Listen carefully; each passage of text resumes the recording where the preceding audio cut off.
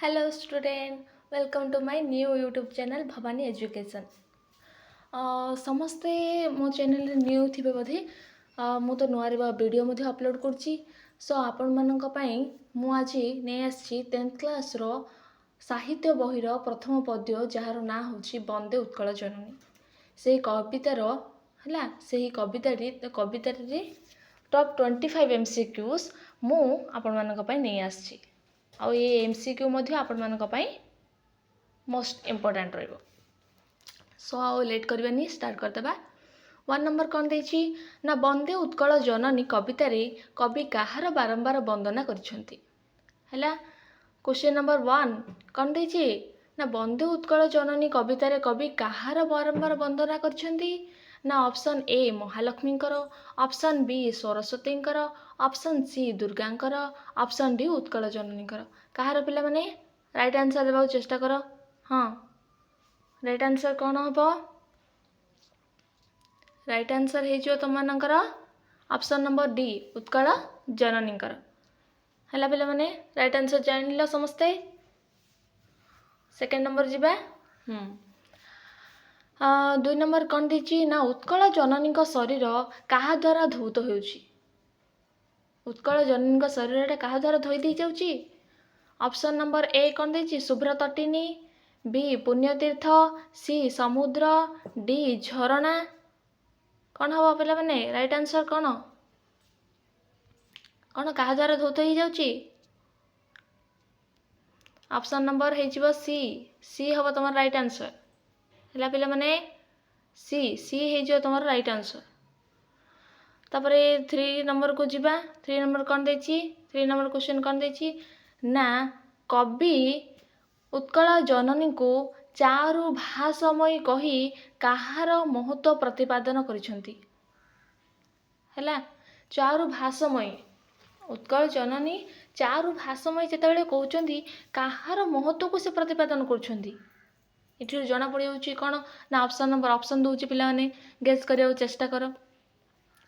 ନା option number A ହେଉଛି ଉତ୍କଳୀୟ ଶିଳ୍ପକଳାର, ବି ହେଉଛି ଉତ୍କଳୀୟ ପ୍ରକୃତିର, ସି ହେଉଛି ଉତ୍କଳର ପୂର୍ବ ଗୌରବର, ଅପସନ୍ ନମ୍ବର ଡି ହେଉଛି କ'ଣ ଓଡ଼ିଆ ଭାଷାର। ଚାରୁ ଭାଷମୟୀ, ଭାଷର ଅର୍ଥ ଏଠି ଜଣାପଡ଼ିଯାଉଛି କ'ଣ ନା ଭାଷା। ହେଲା, ଓଡ଼ିଆ ଭାଷାର ଏଠି ମହତ୍ତ୍ୱକୁ ସେ ପ୍ରତିପାଦନ କରୁଛନ୍ତି। ଅପସନ୍ ନମ୍ବର ହେଇଯିବ ଡି ହେଇଯିବ ତୁମର ରାଇଟ୍ ଆନ୍ସର। ଦେନ୍ 4 ନମ୍ବର କ'ଣ ଦେଇଛି ନା ତରଙ୍ଗ ପରି କିଏ ଶୋଭା ଧାରଣ କରିଥିବା କବିତାରେ କୁହାଯାଇଛି। ତରଙ୍ଗ ପରି କାହାକୁ ତୁଳନା କରାଯାଇଛି? ତରଙ୍ଗ ଯେତେବେଳେ ଅନେକ ଗୁଡ଼ିଏ ଜାଗାକୁ ସେ କଭର ଅପ୍ କରିଦେଉଛି, ତାର ଶୋଭାକୁ କିଏ ଧାରଣ କରୁଛି? ତାର ଶୋଭା କିଏ ଧାରଣ କରୁଛି? ଅପସନ୍ ନମ୍ବର କ'ଣ ଦେଇଥିଲା କ'ଣ ନା ନୀଳ ପର୍ବତମାଳା, ନୀଳ ସମୁଦ୍ର, ନୀଳ ଶୁଭ୍ର ତଟିନୀ, ତାପରେ ରହିଲା ବନଭୂମି। କ'ଣ ଆନ୍ସର ହେଇଯିବ ପିଲାମାନେ? କହିବାକୁ ଚେଷ୍ଟା କର। ଦେଖ, ଯଦି ଆନ୍ସରଟା କହୁଛ ତମମାନଙ୍କ ମଧ୍ୟରେ ମଧ୍ୟ ଗୋଟେ ଆତ୍ମବିଶ୍ୱାସ ଜାଗ୍ରତ ହେବ। କ'ଣ କହୁନାହାନ୍ତି? ସେଲ୍ଫ ଡିଫେନ୍ସ, କନଫିଡେନ୍ସ ତୁମମାନଙ୍କ ମଧ୍ୟରେ ମଧ୍ୟ ଜାଗ୍ରତ ହେବ। କହିବାକୁ ଚେଷ୍ଟା କର ସେମାନେ। କହିଦେବି ପିଲାମାନେ, ଆନ୍ସର କହିଦେବି, ମୁଁ କହିଦେବି। କହିବାକୁ ତ କିଏ ଚେଷ୍ଟା କରୁନ ବୋଧେ। କହିଦେବି କି ଆନ୍ସର? ଆନ୍ସର ହେଇଯିବ ଅପସନ୍ ନମ୍ବର ଏ ନୀଳ ପର୍ବତମାଳା। ହେଲା, ବୁଝିଲ ସମସ୍ତେ? 5 ନମ୍ବରକୁ ଯିବା। ଉତ୍କଳର ବନଭୂମି କିପରି ବୋଲି ପଠିତ କବିତାରେ କୁହାଯାଇଛି। ଉତ୍କଳର ବନଭୂମି କିପରି? ତାଳ ତମାଳ ବୃକ୍ଷପୂର୍ଣ୍ଣ, ଘଞ୍ଚ, ବନ୍ୟଜନ୍ତୁପୂର୍ଣ୍ଣ, ଯୋଗୀ ଋଷିଙ୍କର ବାସସ୍ଥଳୀ। କ'ଣ ହେଇଯିବ ରାଇଟ୍ ଆନ୍ସର? ରାଇଟ୍ ଆନ୍ସର କ'ଣ ହେଇଯିବ? କ'ଣ ବନଭୂମିଟା କିପରି ଦେଖାଯାଉଛି? ଘନ ଘନ ବନଭୂମି ରାଜିତ ଅଙ୍ଗେ। କ'ଣ ଘନ ଘନର ଅର୍ଥ କ'ଣ ଏଠି ଜଣାପଡ଼ିଯାଉଛି ନା କ'ଣ ହେଇଯିବ ପିଲାମାନେ? ଅପସନ୍ ନମ୍ବର ବି ଘଞ୍ଚ। ଘନର ଅର୍ଥ ହେଉଛି ଏଠି ଘଞ୍ଚ। ହେଲା, ତାପରେ ନମ୍ବର 6 ଯିବା। ଯୋଗୀ ଋଷି ଗଣ ଡେସ୍ ପବିତ୍ରା କ'ଣ ଉଟଜ ବୁଧର ସୁରବର ତୀର୍ଥଚୟ କ'ଣ ହେଇଯିବ ରାଇଟ୍ ଆନ୍ସର୍? ଯୋଗୀ ଋଷି ଗଣ ଉଟଜ ପବିତ୍ରା କ'ଣ ଉଟଜ ଆନ୍ସର୍ କ'ଣ ହେଇଯିବ? ଆନ୍ସର୍ କ'ଣ ହେଇଯିବ ପିଲାମାନେ? ଉଟଜ। ଅପସନ୍ ନମ୍ବର କ'ଣ ହେଲା? ଅପସନ୍ ନମ୍ବର ହେଇଯିବ ଏ ହେଇଯିବ ଉଟଜ। ତାପରେ କ'ଣ ଦେଇଛି ନମ୍ବର 7 ଯିବା। ଅରିକୁଳ ଶୋଣିତ ଡେସ୍ ଦେହା କ'ଣ ଅରିକୁଳ ଶୋଣିତ ଚର୍ଚ୍ଚିତ ଦେହା ଅରିକୁଳ ଶୋଣିତ ଚର୍ଚ୍ଚିତ ଦେହା ଚର୍ଚ୍ଚିତ option number A. Option number A ହେଇଯିବ ତୁମ ରାଇଟ୍ ଆନ୍ସର୍ ପିଲାମାନେ। ଦେଖ ମୁଁ ଯେତେବେଳେ ଗୋଟେ ଭିଡ଼ିଓଟି କରୁଛି ମୁଁ ଯେତେବେଳେ ଆନ୍ସର୍ଟି ଭାବିକି କହୁଛି ଏଇଟା କ'ଣ ଆନ୍ସର୍ ତାର କ'ଣ ଆନ୍ସର୍ ହେଲେ ଯେତେବେଳେ ଭାବିକି କହୁଛି ତମମାନେ ଯଦି ମୋର ଭିଡ଼ିଓ ଦେଖୁଛ ତାହେଲେ ତମମାନଙ୍କ ମାନେ ତମେ ମଧ୍ୟ ନିଜେ ଗେସ୍ କର କି ତାର ଆନ୍ସର୍ କ'ଣ ହେବ। ଯଦି ମୋ ସହିତ ତମେ ମଧ୍ୟ ତାଳ ମିଶେଇ ଯଦି କହି ଚାଲୁଛ ତାହେଲେ ତମକୁ ଲାଗିବ କି ହଁ ମୁଁ କିଛି ଗୋଟେ କହିପାରୁଛି ହଁ ବା ଲେଖିପାରିବି ଏକ୍ଜାମ୍ରେ। ଏମିତି ମଧ୍ୟ ନିଜକୁ ସାଟିସ୍ଫ୍ୟାକ୍ସନ୍ ନିଜ ସାଟିସ୍ଫ୍ୟାକ୍ସନ୍ ମଧ୍ୟ ନିଜକୁ ରହିବା ଦରକାର। ତାପରେ କ'ଣ ଦେଇଛି ନମ୍ବର 8 ଯିବା। ପୂତ ଡେସ୍ ବିଧୌତ ଶରୀର କ'ଣ ପୂତ ପୟୋଧି ବିଧୌତ ଶରୀର ଅପସନ୍ ନମ୍ବର କ'ଣ ହେଇଯିବ ପିଲାମାନେ?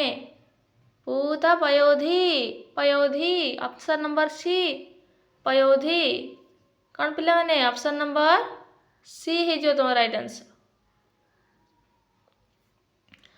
ତାପରେ ଦେଲା 9 ନମ୍ବର କ'ଣ ନା ଉତ୍କଳର ତଟପ୍ରଦେଶ କେଉଁ ବୃକ୍ଷରାଜିରେ ସୁଶୋଭିତ? ଉତ୍କଳର ତଟପ୍ରଦେଶ ଯାକ ଉତ୍କଳର ସାଇଡ୍ ପଟରେ ତଟପ୍ରଦେଶରେ କ'ଣ ଦେଖିବାକୁ କେଉଁ ବୃକ୍ଷ ଦେଖିବାକୁ ମିଳୁଛି ନା କ'ଣ ଆମ୍ବ ଓ ନଡ଼ିଆ ନାରିକଳ ଓ ଗୁବାକ ତାଳ ଓ ତମାଳ ପଣସ ଓ ବର କାହାର କେଉଁ ବୃକ୍ଷ ଦେଖିବାକୁ ମିଳୁଛି? ତାଳ ଓ ତମାଳ ତାଳ ଓ ତମାଳ ଅପସନ୍ ନମ୍ବର ସି ହେଇଯିବ ତୁମ ରାଇଟ୍ ଆନ୍ସର୍।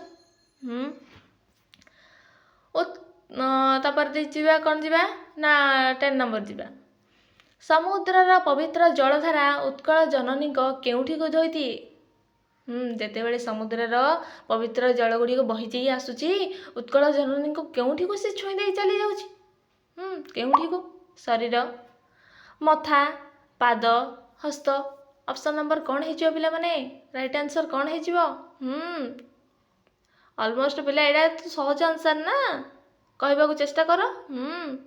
ଆନ୍ସର୍ କ'ଣ ହେଇଯିବ ନା ଅପସନ୍ ନମ୍ବର ଏ ଶରୀରକୁ ସେ ଧୋଇ ଦେଇ ଚାଲି ଯାଉଛନ୍ତି।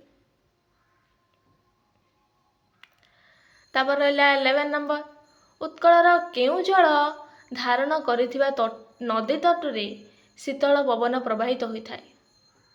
ଉତ୍କଳର କେଉଁ ଜଳ? ସ୍ୱଚ୍ଛ ଜଳ। ମୁଁ ଆଉ ଅପସନ୍ କହୁନି ପିଲାମାନେ ଲେଟ୍ ହେଇଗଲାଣି ମଧ୍ୟ ଭିଡ଼ିଓ ସେଥିପାଇଁ କ'ଣ କହୁଛି ଅପସନ୍ ନମ୍ବର କ'ଣ ହେଇଯିବ? ସ୍ୱଚ୍ଛ ବି ହେଇଯିବ ତୁମର ରାଇଟ୍ ଆନ୍ସର୍। ଦେନ୍ 12 ନମ୍ବର କ'ଣ ଦେଇଛି ନା ଉତ୍କଳ ଜନନୀଙ୍କ ଶରୀର କେଉଁଥିରେ ପରିଶୋଭିତ ହେଲା? ଉତ୍କଳ ଜନନୀଙ୍କ ଶରୀର କେଉଁଥିରେ ପରିଶୋଭିତ? ତାଳ ତମାଳ ଘଞ୍ଚ ବନଭୂମି ନଦୀ ନାଳ ବନ ପର୍ବତ କ'ଣ ହେଇଯିବ ରାଇଟ୍ ଆନ୍ସର୍? ରାଇଟ୍ ଆନ୍ସର୍ କ'ଣ ହେଇଯିବ ପିଲାମାନେ? କ'ଣ ହେଇଯିବ? ରାଇଟ୍ ଆନ୍ସର୍ ତମର ହେଇଯିବ କ'ଣ ଘଞ୍ଚ ବନଭୂମି ଅପସନ୍ ନମ୍ବର ବି। ଅପସନ୍ ନମ୍ବର ବି ହେଇଯିବ ତମର କରେକ୍ଟ ଆନ୍ସର୍। ସୋ 13 ନମ୍ବରକୁ ଯିବା। ନୀଳ ଡେସ୍ ତରଙ୍ଗ ଆକାରରେ ପ୍ରକାଶ ପାଇଥାଏ ହେଲା। କ'ଣ କହିଥିଲି? ନୀଳ କାହା ସହିତ ତୁଳନା କରାଯାଇଛି ତରଙ୍ଗକୁ? ନୀଳ ପର୍ବତମାଳା ଅପସନ୍ ନମ୍ବର ହେଇଯିବ ପିଲାମାନେ ତମ ରାଇଟ୍ ଆନ୍ସର୍ ନୀଳ ପର୍ବତମାଳା। ତାପରେ ଯିବା 14 ନମ୍ବରକୁ। ଉତ୍କଳ ଜନନୀଙ୍କ ସୁନ୍ଦର ଆକାଶ କାହାର କଳକଳ ରାବରେ ମୁଖରିତ ହୋଇଥାଏ? ଉତ୍କଳ ଜନନୀଙ୍କ ସୁନ୍ଦର ଆକାଶ କାହାର କଳକଳ ରାବରେ ମୁଖରିତ ହୋଇଥାଏ? ସୁନ୍ଦର ଆକାଶଟା କାହାର କଳରାବ? ପକ୍ଷୀମାନଙ୍କର। ଏଇଠି ପକ୍ଷୀମାନଙ୍କର। ପକ୍ଷୀମାନଙ୍କ ଅପସନ୍ ନମ୍ବର ସି ହେଇଯିବ ରାଇଟ୍ ଆନ୍ସର୍। ତାପରେ ରହିଲା କ'ଣ? 15 ନମ୍ବର ଯିବା, 15 ନମ୍ବରକୁ ଯିବା ନା କେଉଁଥିରେ ଉତ୍କଳର ଶସ୍ୟ କ୍ଷେତ୍ର ପରିପୂର୍ଣ୍ଣ? ଶସ୍ୟ କ୍ଷେତ୍ର କେଉଁଥିରେ ପରିପୂର୍ଣ୍ଣ? ଧାନରେ। Option number D. Option number D କ'ଣ ଦେଇଛି?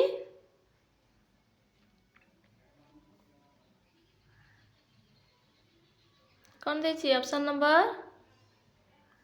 ଡି ହେଇଯିବ ପିଲାମାନେ।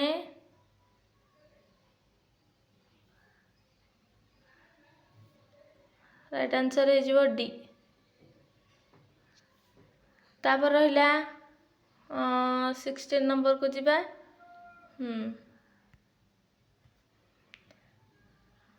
ଉତ୍କଳର ଚକ୍ଷୁ ନିମ୍ନୋକ୍ତ କେଉଁ ପ୍ରଦର୍ଶନରେ ଉଦ୍ଭାସିତ? ଚକ୍ଷୁ ଜ୍ଞାନ ବିଜ୍ଞାନ, ସୁଖ ଶାନ୍ତି, ଧନ ସମ୍ପଦ, ପ୍ରେମ ଆନନ୍ଦ।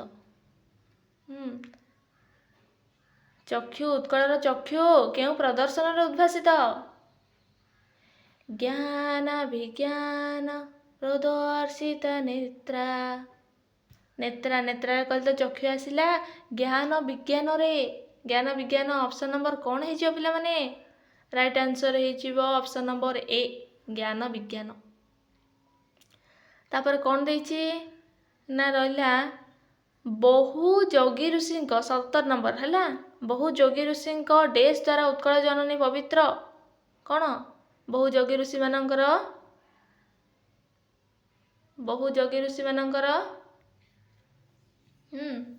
ବହୁ ଯୋଗୀ ଋଷିଙ୍କ ଡେସ୍ ଦ୍ୱାରା ଉତ୍କଳ ଜନନୀ ପବିତ୍ର। କାହା ଦ୍ୱାରା?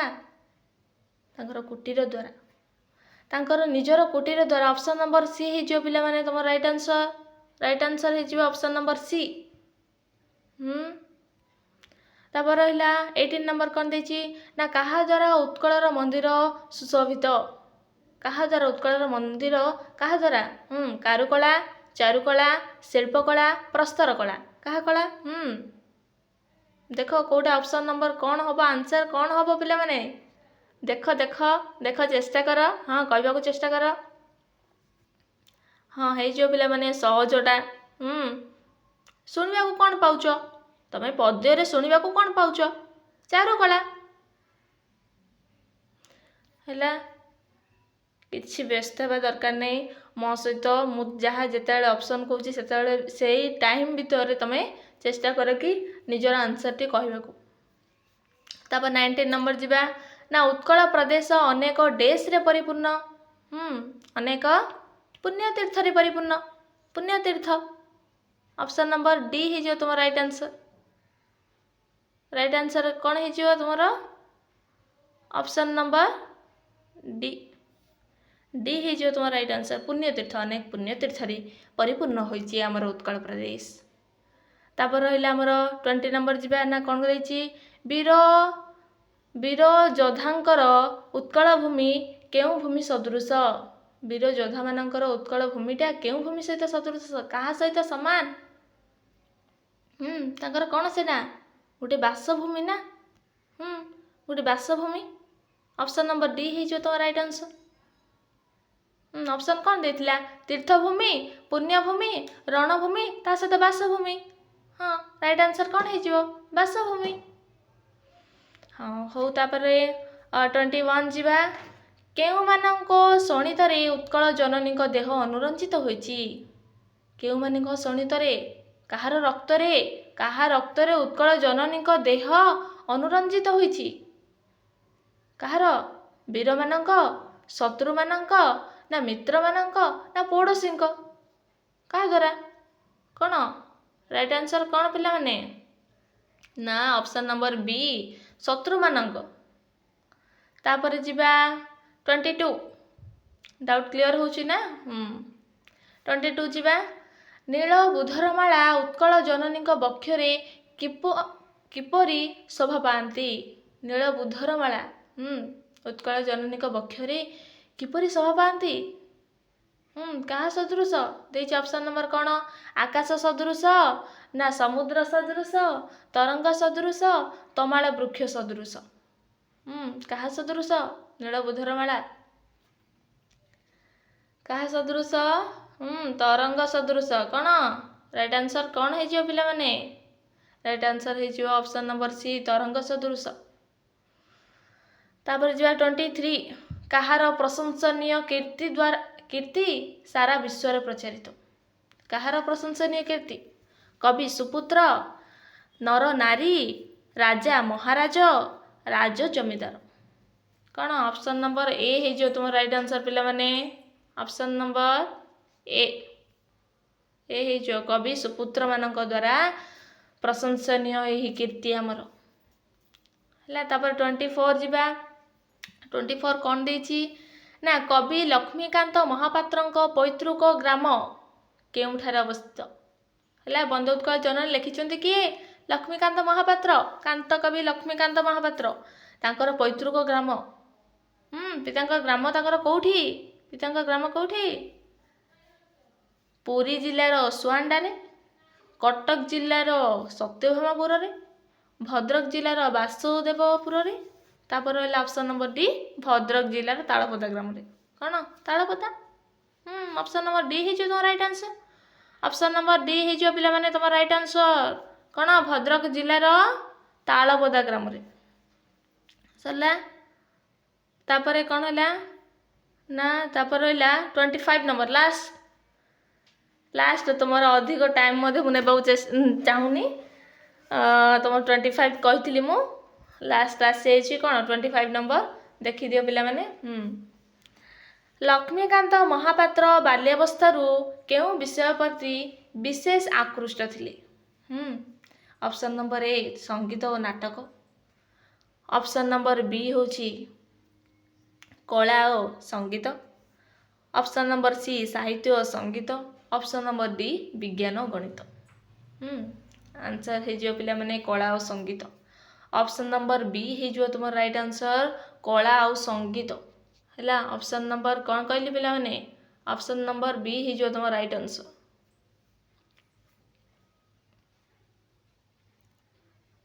ହେଲା। ଅପସନ୍ ନମ୍ବର କ'ଣ?